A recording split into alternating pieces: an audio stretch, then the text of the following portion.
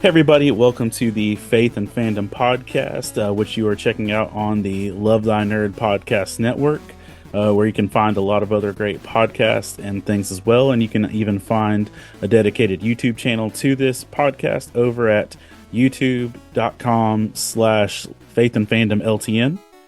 And today I am joined by one of the most ambitious men I've met in my region and probably the world, Mr. Wendell LeSueur. Thank you for joining us today, man. Hey man, that's too gracious right there, man. Well, Appreciate it. I get you. It may be gracious, but man, like, you've got to drive like few people I've met, and it's hard for some people to understand like hustle and drive, and that ain't you. Uh, so, Man, you should start him off with that picture I stole from you. oh yeah, Remember? I do, So but I don't even I'm remember what not the only one. it was. Oh yeah, that's true. That's true. But some people it's a problem. Some of us we just don't know how to rest. So that's True, a true. that's the antithesis to this. Some Yeah, people have too much hustle, and what's Andy Mineo says, all hustle no huddle. That's reckless. yeah, true. Facts, facts. So if I'm not wrong, I think I first met you when you were working for the Millstone Theater Corporation, Yeah, correct. and like outside of just like I'm pretty sure I passed you a million times at the movie theater, Yeah, but started connecting with you at Fayetteville Comic Con when you'd be there giving out prizes and stuff like that, and we'd be put in that awkward corner of the oh, building where nobody was man. going. When it was the beginning where there was nobody back there, Yeah, it just was just like had to go out to find people to bring them back there to get some popcorn and stuff. Yeah, that yeah. was the humble beginnings. So, how did you get like? I know you've changed some different career paths and everything. So, how did you get to like where you were in the movie theater business too, like out the gate? So it's actually pretty funny. I started working at movie theaters when I was like a junior in high school, right? So I wanted to kind of like just get some, it's supposed to be a summer job, like legit summer job. And I just never left. Started to actually enjoy it. And this was back when I was living in Charleston, South Carolina. So I'm from Charleston, South Carolina. So I was working in a movie theater there, trying to get a little summer job. And then like I remember telling my general manager in an interview, like, I want your job one day. And just being a little ambitious little kid, like, I thought that was gonna get me the job, whatever.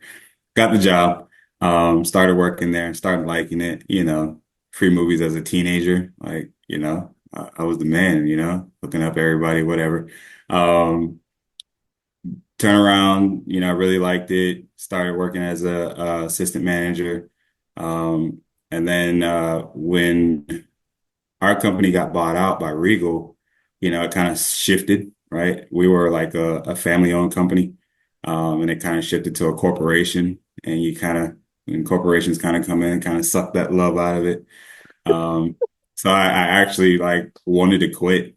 But the lady that was our district manager, she went with the other company that uh, bought us, and she started a theater in Fayetteville. And she reached out to my general manager, was like, "Hey, I know Wendell had ambitions of being a manager," and she asked me if I would come up there. And I told her, I was like, "Yeah, I would love to interview." I think I interviewed in Myrtle Beach, and then I told her, the only stipulation I would do is if I move up there, I want to become salary because I didn't want anybody to tell me when I could clock in, when I can clock out. Like, I want to work, I want to work, I want to learn, I want to, do all these things. So that's how I got to Fayetteville. Went to Fayetteville as a salary manager and then worked my way up through there. So That's solid to have that kind of ambition to be able to say yeah. this is what we're doing. Yeah. I mean, what could I lose? Like not move to Fayetteville? Oh, like, so I just felt like I had that upper hand in that situation. So And somewhere after that time period, because you transitioned over to clean eats, right? That was your next step and stuff. So yeah, I worked in probably until about 2 years ago, man. All the way from like 2022. Um, I worked in the theater and then clean eats in 2023. Yeah, it's been crazy, man. Time flies. And one thing that yeah, it's not to put your business out here, Nah, but man. Good. That's what we're here for, right? yeah, one of the things that was just a big encouragement to me was one of the times we were set up at Dragon's Lair and set up outside, and we were out hustling for our own businesses. You were repping the theater, I was doing Faith and Fandom, and if I'm not mistaken, that was that August day that was so hot my candles melted to the table. There Yeah, there was one of those days we were doing yeah. Dragon Slayer where I had my little candles on a grid Yeah. and they melted through the grid to the table. Holy crap, dude. But I remember I think it was that day that you just walked up and you gave me like a donation for the ministry and just to sew into what I was doing and stuff, and I was just like, okay, like out of nowhere, and you just shared some like spiritual encouragement with me, and I'm just like, my man's out here just swinging, okay, because it's No, man, it's pretty cool to find like-minded people, man. I think I mean, it depends on how you see it, but I feel like everybody's on this earth to encourage one another, man. It doesn't matter what we're doing. I think you tried to give me one of your books. Like I was trying to like buy something. I was like, nah, dude, like, keep it, sell it to somebody else, not like anything, but it was like, it was sewing into your ministry of just you, right? Like I didn't need anything else. Obviously, I mean, the book is cool. It's a product, it's your passion, but I wanted you to see like, hey man, no, like I'm sewing into your ministry, and like use it for something else. Somebody else can give somebody else a free book or something like that. But I think like all of us are definitely here to like encourage each other, man, especially when we see somebody doing something good. And especially for the kingdom of God. So so like moving from movie theater to clean eats, and for y'all don't you can totally correct me if I'm wrong, but Clean yeah, Eats is a corporation yeah. that provides fresh meals prepared for people, and you order them like healthy, nutritious meals and like a week supply, a month supply, stuff. How's that work? So it's kind of like it's almost like five folds now.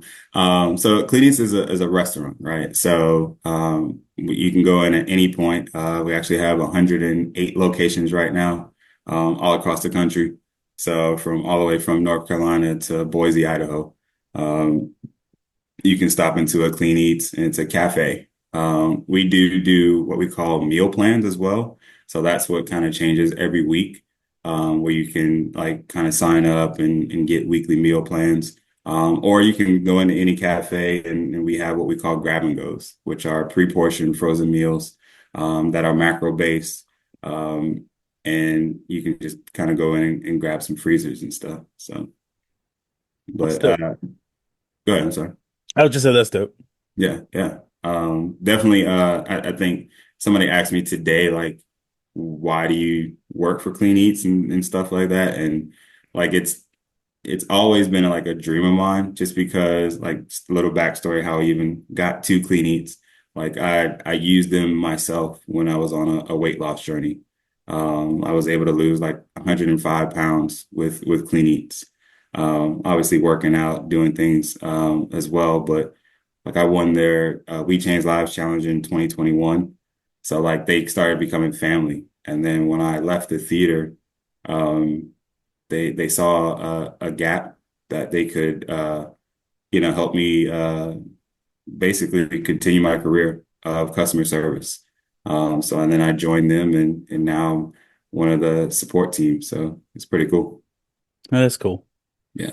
So beyond just your like, for lack of a better term, but beyond your muggle jobs of of like real world stuff, Yeah, yeah. um, in recent years, you have become, like you've got Born Elite, which we'll talk about as a whole, like in a minute, but like you're one of these people that at a, you know, what from my end of things felt like out of nowhere, RKO level of you, my man just like became a wrestling promoter and owns a wrestling company. So tell me how that went down. So, I mean, a little bit of kayfabe, I guess we're going through that fourth wall a little bit. So it's which is funny. A lot of and I never will say anything negative about the theater experience. It's helped me grow in so many ways and taught me so many things. From when I started to when I quit. Like I never will diminish the time that I spent in the movie theater. Just learning different things like that. But a lot of my uh I guess associations stream from the theater. So actually, when we were at the movie theater, we were trying to think of like different promotions, right? Like different things to that's one of the biggest things that I love. And I think it kind of follows me all throughout any position or any job that I do. It's like bringing smiles to people, right? So I can't control you go see, any movie poster that you have behind you, right?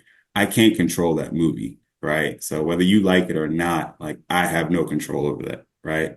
But I can control the experience that you have before and after you watch that before and after you watch that movie while you're in my building, right? So we were starting to do promotions. We started doing live streaming, like the UFC and all that kind of stuff. And we were like, what can we do like to like bring this out to like show people like, hey, we're doing this, right? So we actually did UFC for a couple of months, and then we started to do AEW, right? So we're like, what can we do? And Eddie McCoy, Yeah, he actually came to me like it might have been like months, even maybe like years before. It was like, hey man, it'd be great if we could do like WrestleMania here, right? Like show WrestleMania. And at this time, like live streaming wasn't a thing, like in Fayetteville. So I'm right. like, how are we gonna do that? We gotta pay for it. It's gonna be this much money. It's gonna just be like nuts. So like we couldn't really do it. And then we started doing live streaming, and I'm like, you know what?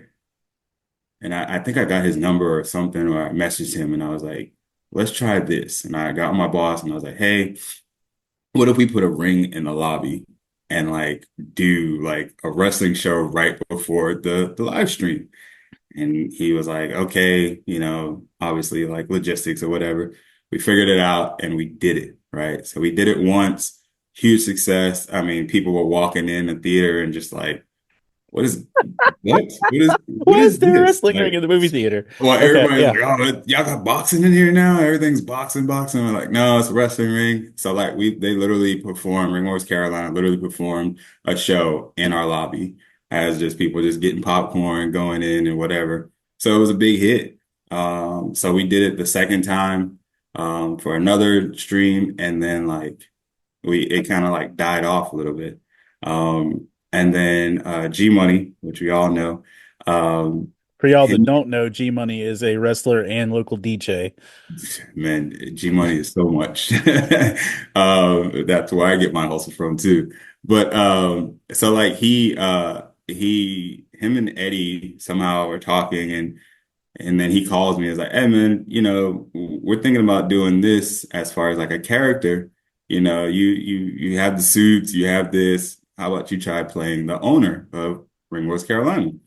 So I'm like, dude, I've been a wrestling fan since I was younger. Me and my dad always watching it. Cool, man. It is what it is.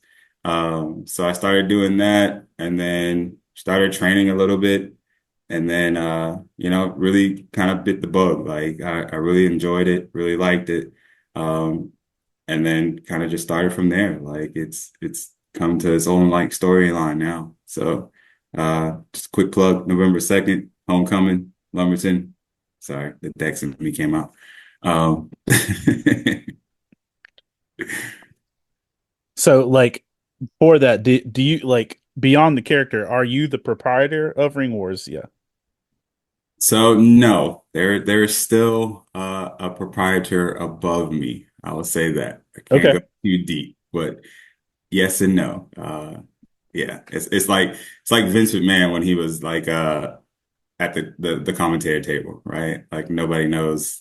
who the owner really is. So yeah, I'll just say that. Fair enough. We can leave some walls standing and stuff. There you go. There you go, man. We can't break all kayfabe. So Nah, yeah. not all of them. So what has it been like for you? Like, what are you almost 2 years deep in this now? Yeah, yeah. Just Uh, about. what has been your what would you say in terms of your wrestling world experience? What has been your best experience so far since doing this? Um, I would probably say learning, man. I mean, we all know obviously it's not WWE. You know, indie wrestling is a business unlike any other, even WWE. WWE has a lot more structure, a lot more rules, a lot more, hey, this, that, and the other, right? Indie wrestling is more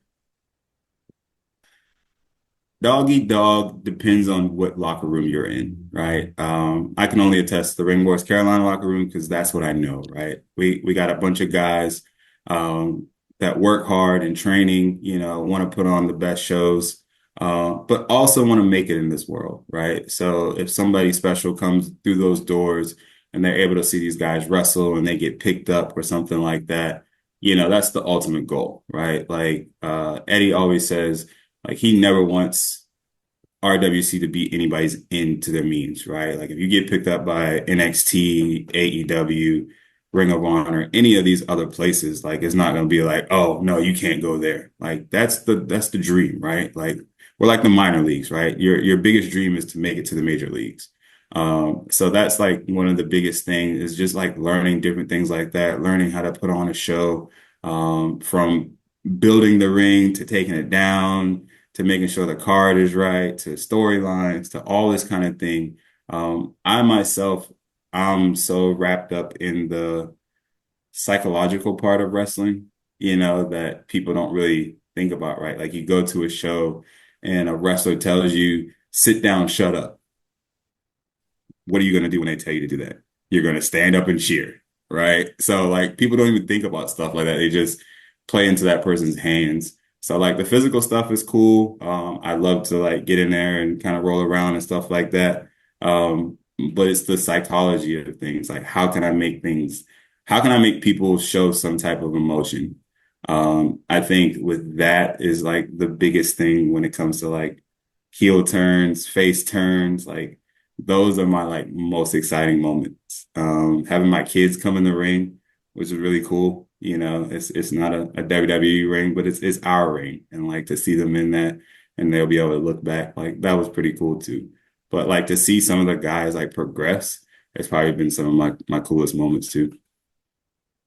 Like my first RWC exposure, and this is probably before your time with Yeah. them. Like, I have a cousin who got married and we did the wedding in the ring. No way. You can ask some old heads about this. This is a it was their the wedding was in Hope Mills and RWC sat up the ring in this woman's backyard, What? officiated the wed I officiated the wedding, and then as the wedding reception, they put on a show. Oh man. And so that was my first Ring Wars experience was like my, I'm the only minister in my like extended family. Okay. So like every time a cousin's getting married or somebody's in the hospital, that's when I get a phone call. Yeah, yeah. Like, and so my cousin called me. She's like, "Hey, I'm getting married. I need you to officiate it." And I'm like, "All right, cool." Went through some details and stuff. All right, I'll be there. Where is it at? Cool. Didn't tell me anything. You didn't know about the ring and No, everything? nothing, bro. Nothing. And I'm just like, what is happening? Wow. And then as part of the reception though, she wrestled Oh, dang. on her like and she eventually at some point in the years that followed trained with RWC to like do some stuff. I don't think it Okay. lasted super long, Okay. but she was trying to be on the roster at some point. But that was my first experience with them. And then like that's one of the things, like, as you know, I mean, like, our schedules are busy, Yeah, yeah, and like I hadn't been to an indie match in a lifetime. yeah. Like like that day at the wedding was the last time I'd seen an indie match in a minute. And then after talking with you, and you, like, you started doing RWC, you started doing Born Elite, and we'll hop on that in a second with where that's going. But like you had like mentioned, the show coming to Lumberton, and I was like, all right, Wendell's doing this. Bernie was there with that too. And I was like, all right, let me go support my people since they're in town. And like I asked my daughter, my then maybe 9-year old, I was like, Yeah. hey, I'm about to go watch a rock concert at a wrestling match. Do you want to come? And she's like, that sounds amazing. Yeah. So we went, and dude, like, your show that day turned my kid into a wrestling fan. Oh, that's dope, dude. And That's I'm dope. pretty sure it was the minute that like Audrey Allen broke out a wrench on Amanda Kiss, like, and like, yeah, I think No, that we'll literally do it. was like a core memory moment. And Yeah. like, I think shortly after that, Royal Rumble came around, and she watched the Royal Rumble, and that was the year Cody Rhodes came back at the Rumble and won it. And Oh, she's that's like, really cool, I'm in this for life now. And man. like, even like with one of the matches we went and saw in Maxton area, and you let my daughter ring the bell, and like she's still been like, she got up there, she was so nervous she didn't remember how many times to hit it, so she's just like, tink, tink, tink, like, um so I Hey, it's know it a makes hard a job, big man. It's a hard job. it's a hard job. I know I know what you're saying on the psychological thing, just in the planning, but I also know that like it's creating the environment for Yeah. the people. And like, how what for you determines a successful wrestling event?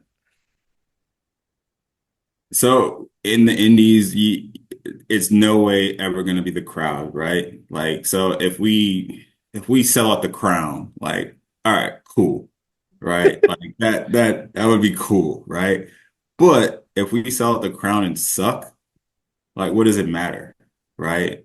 So if I don't care if it's 5 people, if we put on a good show that gets people screaming, booing, some type of interaction, gets a kid, to love wrestling, um, to get our wrestlers even more training, right? Like we've been to shows where I'll look at the guys and be like, hey guys, this is a content day, you know, perform for the camera, what I'm saying? Because, the crowd out here might not be as big as we want it to be, but don't know who's going to be watching inside that camera.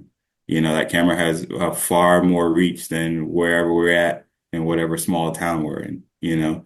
So, a successful show to me would be just leaving a show making a difference in somebody, whether any of those factors, right? That to me is more successful than selling out a show. Because 9 times out of 10, we're not going to see that money anyway, because it's going to go to somebody else. So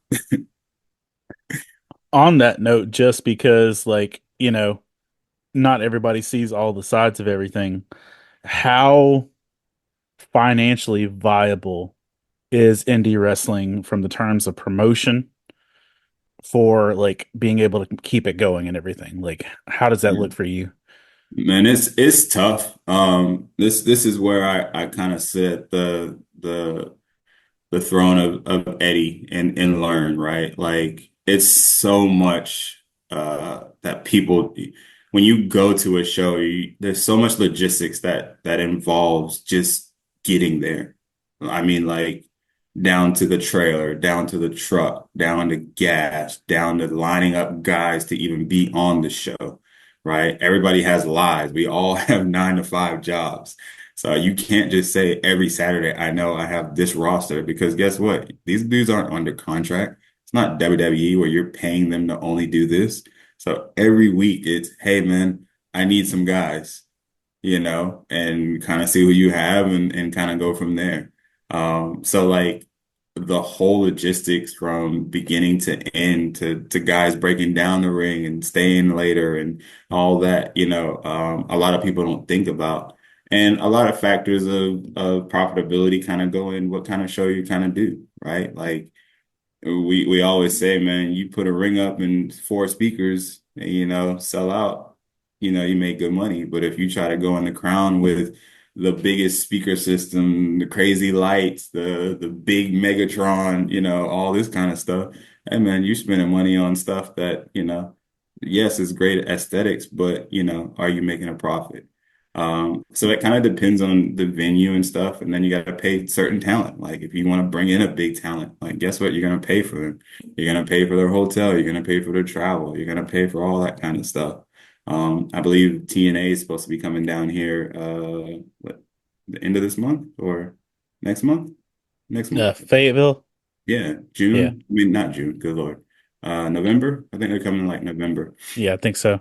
Like some of those guys are using our guys, and they're using our guys because our guys are probably cheaper than, a bigger name, right? So, all those kind of things depends on how profitable you want to make it. Um, so that's why most of the time it's not even about like that. Obviously, you want to try to make money to try to do the next show, right? Like you can't just be bleeding money, or you're not gonna stay open long. But it just kind of depends on where you're at, how cheap you can get the building, and how you can kind of present it that way. Okay. So, I mean, it can be, definitely. I've seen a lot of people kind of push it to a certain extent, but I also seen people like do blowout shows and have five people in the building and they just lost like thousands of dollars. So, I mean, it's that way with Comic Cons too, in some essences, because I've seen, I've got a friend that for his first show booked the biggest convention center in Savannah okay. for his first show. Yeah. And And it that, ended up looking like a first show. Yeah. it meant it from every appearance, it looked like it should have been a blockbuster. Yeah. Like when when I was in my row, Yeah. Ernie Hudson from Ghostbusters was directly across from me. Dope. Two of the original Power Rangers. The dude who voices Darkwing and Tigger, Ash Ketchum was there. Johnny Young Bosch, all these people were there. Um, but it had less people than what we saw on Saturday. Oh, wow. And so it's just a thing. You can, like, is what you just said. You can get all the Yeah. amenities, Yeah. but like that doesn't guarantee success by crowd and things like that. I think one of the biggest things too I've learned is how important promotion is, right? Like everybody wants to share a Facebook flyer, everybody wants to do everything on social media and stuff. But like we always tell our wrestlers, like if you look down your friends list is probably 85 to 75% wrestlers. And guess what they're doing on a Saturday that you have a show? They're wrestling too. So who are you really like, promoting to? You're promoting to other wrestlers that aren't going to come to your show. So like a boots to the ground marketing, and it's something I take with any part of, Born Elite, RWC, anything that we do. Like you got to go touch the people and tell people. Because if you don't do that, you're going to have a show like that with all the greatest people there. But if there's nobody coming to watch it, what's the point? I mean, that really does make a difference in terms of like a lot of times you're not selling performances, you're selling connection. Yeah, And a 100%, like if you weren't involved in RWC, I don't think I would have made it to an RWC show. yeah, Like just because like I hadn't seen it in a minute, but like I believed in what you were doing, so I was like, all right, let's do this. yeah, Um, and like I think, you do a great job in connecting people with things like that and just to yeah. gravitate from that, like, not that you not that running professional wrestling isn't enough. You also are running Born Elite as a whole. So tell us what Born Elite is. So Born Elite, it's kind of evolution. I'll tell you something funny that a lot of people don't know about me. Um, when I first got to Fayetteville, uh, there was a version of Born Elite Entertainment that started probably like a year or two when I was here. Like kind of got a music bug, and I actually started a label. Where I actually had like two artists. Um, we were doing like mixtapes and different things like that, like selling CDs. I remember they came down to Charleston and like performed for my birthday, but it's like in my mom and dad's backyard under like a garage port, and like some of the songs we still have today are like pretty cool to me. Um, One of the guys, matter of fact, all the guys that were on my label like worked for me at the theater. We had like a producer who would make our beats, two other guys that were rappers. They were really good. I still think they're good to this day. But like that connotation of Born Elite Entertainment was like there, and I stopped it to kind of focus more on the GM job and stuff like that. So I kind of put it to the side. And then here now, like kind of the second reiteration of it, it actually, we talk about Bernie a lot, but he's probably one of the main factors on why like I kind of brought it back. He had just started the band, and um like I was working at the theater, and he was like, "Hey man, started the band, doing the management thing." And he was like, I don't really have time to kind of like do both. And I didn't, at the time, I was like, what do you mean? Like do both, like booking shows and stuff like that. So, he was like, hey man, I would love if you would do it. And I'm like, dude, like, I don't have time. Like, there's no way I'm gonna get into something and not give it like 100. Right. So I turned him down. And then when I left the theater, I'm like, you know what? It is something that I want to do. I want to help these guys. And I went to one of their shows. I told Bernie I would come, went to one of their shows, and just was like, man, these guys are really good. Like really good. Not just like a garage band, like some No, guys they're can. really solid. Yeah, these guys are like really good.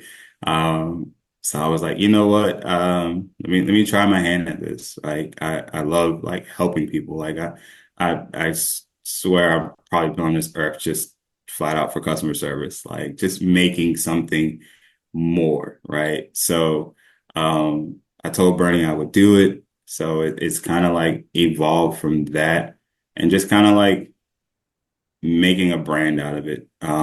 If anything, like I would love to do that, kind of like start like a clothing line behind it. Just try to, if I could connect everybody in the world with their talents, it would be the most amazing thing. Like I guess, first bucket list item is to do like some type of festival where I can connect Clean Eats, RWC, and Fear State. Like that's my like to do. Like the first thing I really want to do to like put a stamp on something. Um, in any way that happens would be really cool. But it's just like putting so many people together, because I swear there's all kind of talented people around me, and it's like that for a reason. Whether it's bouncing off ideas. Um, LJ Saturday, right? It's me, LJ, G Money, Law, and we're just literally standing in a circle, and LJ's white. And LJ goes, you know what? We should do a poetry slam in the middle of the ring, and then they wrestle. And then instantly, all of us just started spitting ideas. We're at a point where if we had a ring right then and there, like we could have put all the logistics together to do it. And I said, LJ, you can't put an idea out with five just thinkers and think we're not gonna like put it together. And I love kind of stuff like that. Like, how can we make something bigger and better? Obviously, Fayetteville too. Like, there's so much opportunities in Fayetteville that people I don't think take enough advantage of. People always say, "Oh, there's nothing to do in Fayetteville." There's a lot to do. Like people just don't search it out. Like, Oh, Fayetteville is chock full of stuff, and yeah, and it gets a bad rap. yep, But I mean, I grew up in St. Paul's, so Fayetteville was always where you went to find something to activity do. Yeah, versus to find stuff to do. And let me just throw this at you, just as a, as you're talking about trying to make those connections for people. Don't like legit, and I'll say like normally if people are on the podcast, if they're like not believers or anything, I don't just throw scripture at yeah, them, but I can share this with you yeah, yeah, that perfect. Romans 12:8 straight up says that encouragement is a spiritual gift. And I think that's like, a big thing for you, connecting people to where they belong and Yeah, how they fit. That's a biblical, a spiritual gift of encouragement. And I've just seen how you work with that. And like legit, one of my favorite things was when maybe it was 2 years ago, when Fayetteville Comic Con did the concert, um, mm. watching you stand back and watch Fear State was something to see because like you had that proud papa vibe, just like, all right, look at my boys, look at them go. Yeah, And man, that was cool, man. yeah, you had that proud vibe to you, and I was just like, That's look at cool. him doing his thing. um It's about enjoying others, man. Like I don't care what it is, man. I want to see people win, like, and not in a, oh, I get something out of it. Like I nothing. Like joy of seeing other people win and knowing like what they do and how hard they work. Like I don't care what it is, man. That's just that's um that's joy to me. I feel like that's what true joy is. so does Born Elite Entertainment have a bandwidth to take on more artists?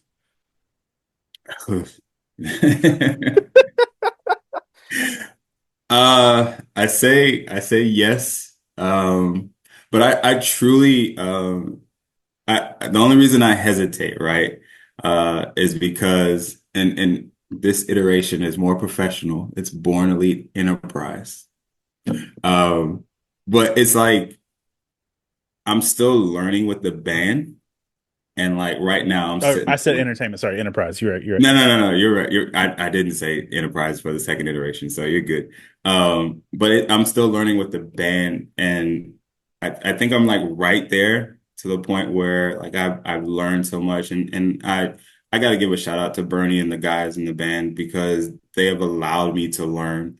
Like I'm sure they probably could have got like an actual legit manager and probably been I don't know, and stadiums by now, right? But they've allowed me to learn and kind of go step by step to the process where I think now like I'm legit, like I got like spreadsheets and stuff now and sending out emails to different people and trying to get them booked on like legit shows. But it's just I've never done this for the music industry. The music industry is tough. Like you would think people just would want like, hey, I got a great band that can play great music and the kind of music your club would like. And like people just look at you like whatever, right? Like so it's tough. Like it's a line of work of no's. And I didn't think it'd be that hard, but it is. But it's something that I need to break through. And I think as soon as I do that and get a better flow, I would love to, because I love all kind of music. Like people all the time, like I say, I manage a rock band. They're like, "You a rock band?" I'm like, "Hey man, they're good. They're talented. I listen to certain rock music. I've learned a lot of music from them. So it's something that shows you like I truly enjoy. Like I don't have to listen to rock 24/7. It's the guys in the band. Like people always ask me, "Oh, well, I know you love working at a movie theater." I hate movies, dude. I legit hate movies. Like my wife asks me all the time, "Hey, let's watch a movie." I don't want to sit down and watch a movie. Like I love the kind of customer service aspect and also like the making somebody else's day special. The nostalgia and all that kind of stuff of going to a movie. Me myself hate movies. Only reason I would watch movies is because like my friends would want to watch like Avengers at 12 midnight because they know I had access to it. Like I hate movies. So, but back to your question, yes. As soon as I get a little more, in depth with the band and stuff, I would love to. So let's say money's out the window, like you're financially flush and all your needs are met and you're living borderline lavish. Money's not an issue. Okay. What would you do with finances not being a hindrance or requirement to do what you love? What would that look like in full fleshed out mode? Man, that's crazy.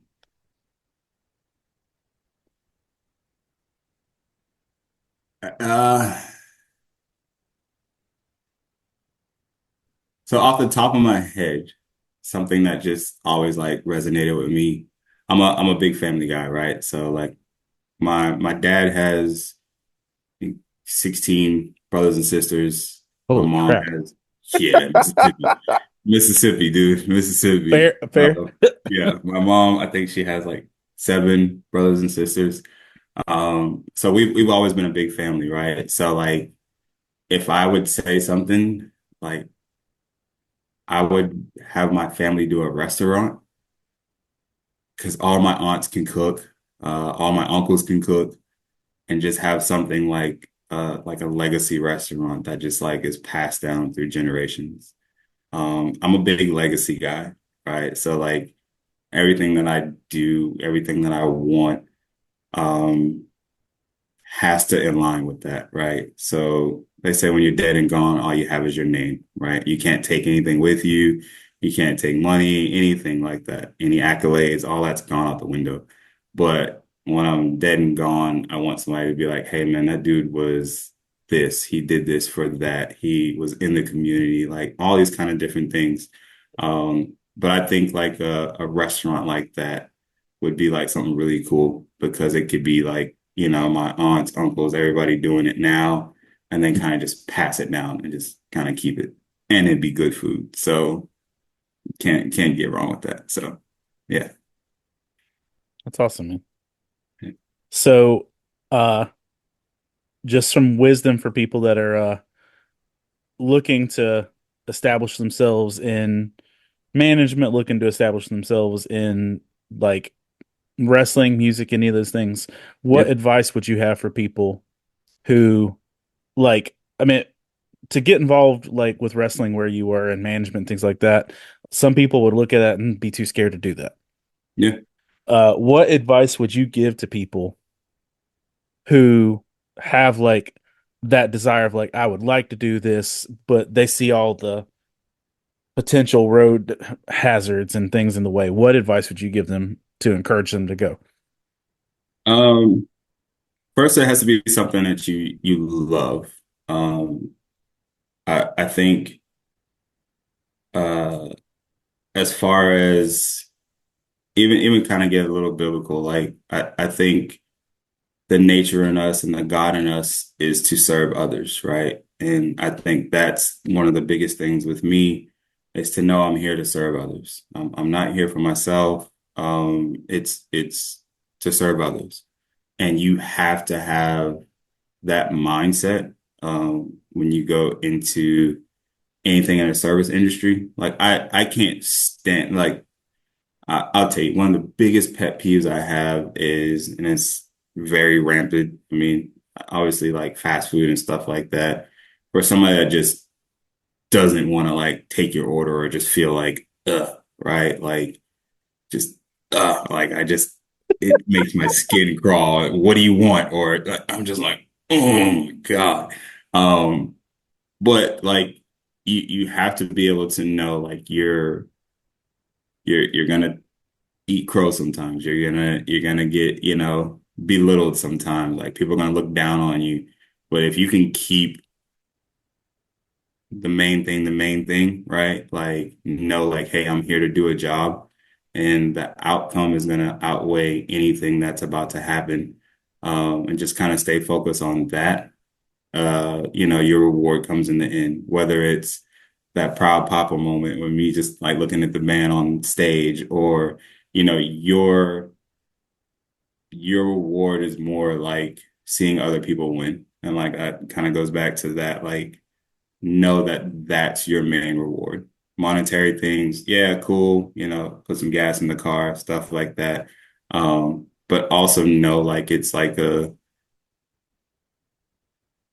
delayed gratification kind of job, right? Like while you're doing things in the moment, like there's not a lot of gratification towards it. I love the guys that I work with. They try to tell me all the time, like, hey man, thank you for this, thank you for that. Like I don't even need that. Like that's a plus because I'm not even looking for that. Like, hey man, we need some water up here. I got you, dude. Like, let me go grab that for you. It's not, man, don't look at water. Like, get you water. Like, no, dude, that's like my job. Like, I don't care. Like, I want to make sure you guys are all right. Let me get you some water. When you die up here, like you're singing under these hot lights. Like, yeah, let me get that for you. Um, Customers at the theater. Oh, I dropped my popcorn. I'll clean up for you, man. I got you. Why are you cleaning this up? You're in a suit. Well, it needs to be done. Like, who cares? Like, let's do it, right? So go into anything with the attitude of serving others. I don't care what it is. If you're doing something, people say like IT now and all that kind of stuff. Like any job you have, I don't care what it is, you're serving others. So anything that you want to do, like just keep that mindset the main thing. That's a hard mindset for a lot of people to grasp. Oh yeah. Oh yeah. Um, Well, that's why you see like certain people can, elevate in certain situations. Like some people will just be who they are, kind of not progress in any way, but some people will excel if they kind of grasp onto that. it's awesome, man. So, if people want to check out more about the stuff that you're doing and they're involved in, where can they find stuff for Born Elite? Where can they find stuff for Ring Wars? How should they check out Fear State? Yeah, man. So So, I guess IG is the biggest platform unless you're over 35 or 38. Facebook, but IG, you can go to Ring Wars Carolina IG. You can go to Born Elite Enterprise IG. Uh, my personal IG is Prince_LeSueur. Um, which everybody always asks me, why is it Prince LeSueur? And legit, I'm Prince LeSueur because my daddy is still alive. So I can't be a king if the king is still alive. So a little tidbit for everybody. And then Dex Carter RWC on IG as well. So you kind of get Dex Carter, Wendell, Born Elite, and Ring Wars. And then Fear State. Those guys are amazing. Please check them out. Go to their Spotify, their Apple, and they actually have 6 new songs coming out oh, snap. with, yeah, we're gonna start releasing songs like every month and a half. They just finished recording a lot, so it's pretty cool. When I tell you these guys are legit, they are legit. So go on their Facebook and their Instagram, Fear State, uh, just one word, I and mean, check them even with out. the lineup changes, they've only gotten better. Yeah, yeah.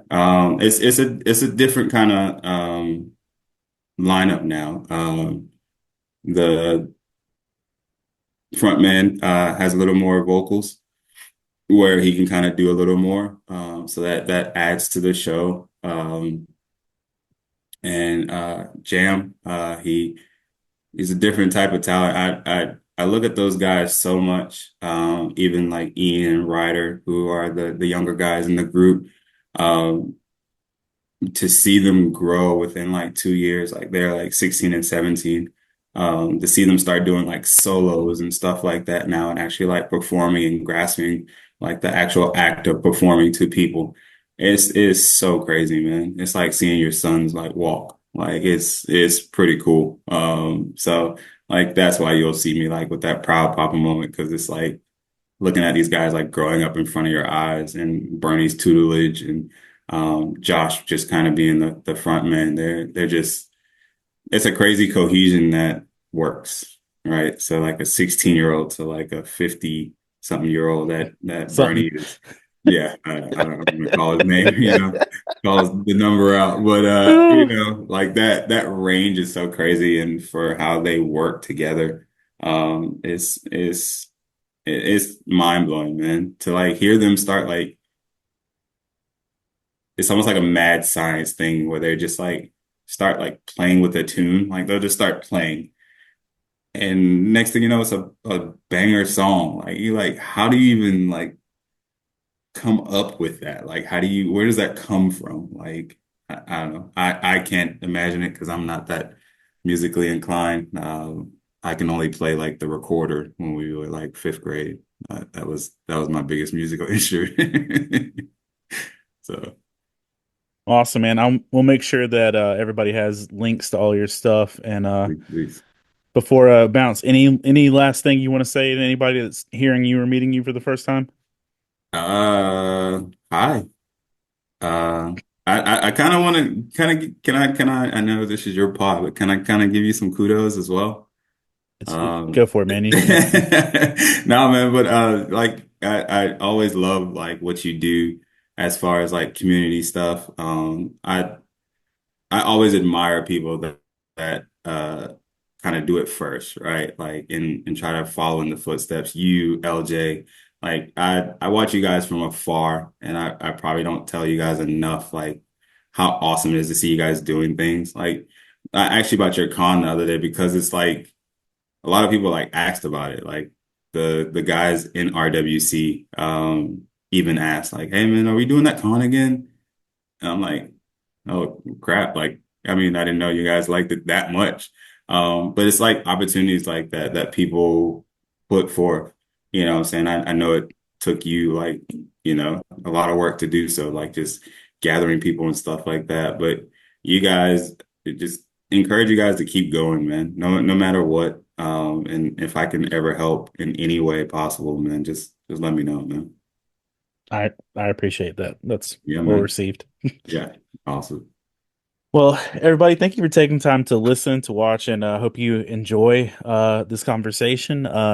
You'll be able to check the links for more information on Wendell and RWC and Born Elite Enterprises. Yes, I said enterprise. That's the right Let's word. go. Born Elite Enterprise. You'll be able to check all that out. Remember, you'll be able to find this on the Love Thy Nerd Podcast Network, our YouTube channel. You can also find this on the Glue Network on Roku, along with other nerdy and faith-based infused properties. So you can find that anywhere you can access a Roku on the GLU network. Um, we're also not the only podcast on the on the Love Thy Nerd Podcast Network. So check out a lot of the other options that you have there. And thank you for taking the time to listen. And we hope to see you again soon. Thank you for your time.